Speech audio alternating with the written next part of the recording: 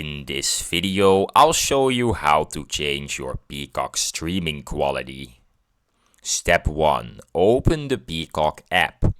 Launch the Peacock app on your device. Log into your account if you're not already signed in. Step 2. Access your playback settings. Go to the settings section within the app. Select playback settings or video quality. Step 3. Choose streaming quality. Adjust the quality to high, medium or low depending on your preference.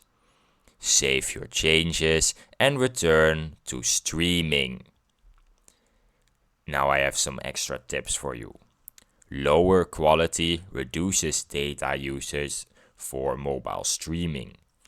And high quality requires a faster and stable internet connection. And that's it. Thanks for watching.